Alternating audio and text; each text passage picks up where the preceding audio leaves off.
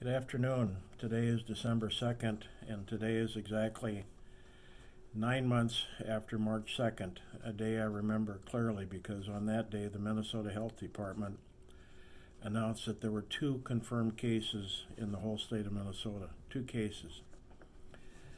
Wow, have things changed. There's been over several thousand deaths in the state of Minnesota, and the number of COVID cases has exceeded 100,000 by a pretty substantial number.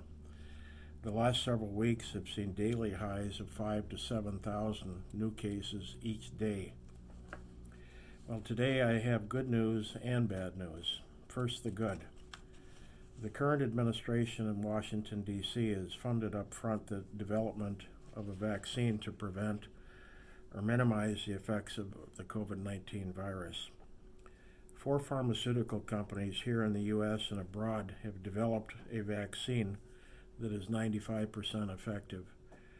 The chemical composition of the vaccines are different, and the Pfizer vaccine needs to be kept at 90 below zero or something like that to stay safe. Other ones don't, but the end result supposedly is the same. The FDA, or Food and Drug Administration, our federal agency who approves any new drug, has been working since day one alongside the pharmaceutical companies so as to fast track their approval, which has now been done. A miracle by all accounts of developing, testing, and approving a vaccine in 9 months' time. It's unheard of. The other good news is that yesterday the CDC, or Center for Disease Control, in Atlanta, their top people met and discussed who should get the first vaccines.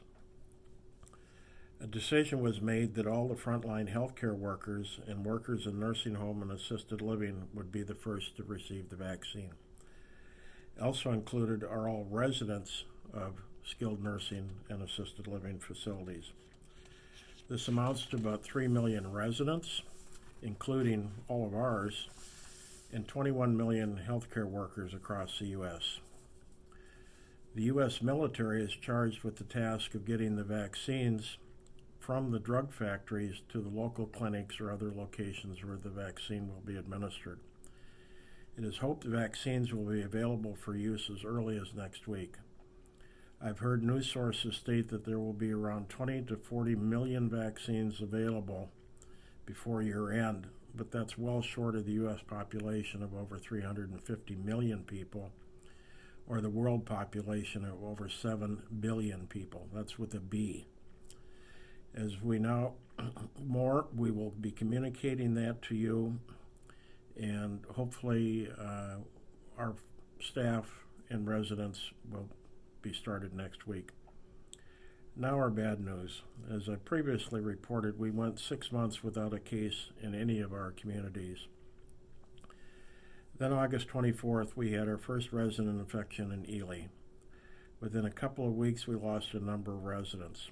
All were very frail, and we don't know if they died of other causes, COPD, whatever, and they were tested with COVID, or if COVID was the cause of their deaths.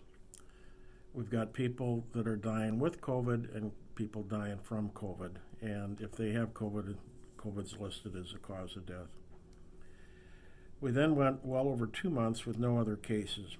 A couple of weeks ago, our St. Cloud facility had staff and residents test positive. The virus has spread throughout the facility like a wildfire. Fortunately, the virus does not seem to be as strong, if I can use that term, as in some cases. We lost one resident in St. Cloud a couple days ago, again not knowing if they passed from normal causes or if it was because of the virus. Since then, Aurora has had a few outbreaks among residents and staff, and to my knowledge, we don't have any other active cases in the company at this time. The difficult thing with this virus is that it is passed airborne from person to person. You cannot see it, smell it, and an infected person who may be asymptomatic could be close to you and pass it on to you if you're not careful.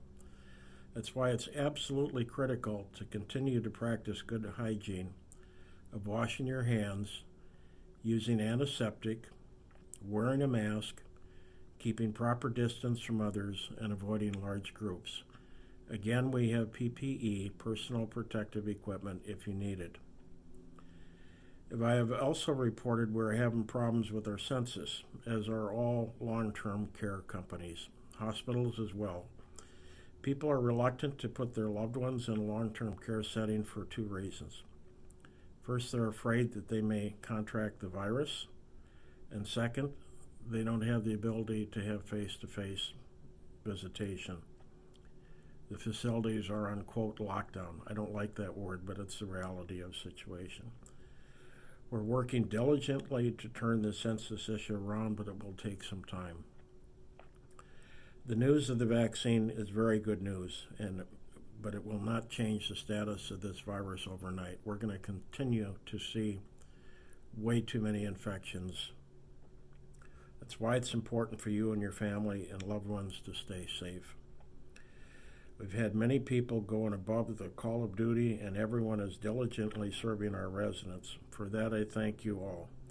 Be safe, and God bless you. Thank you.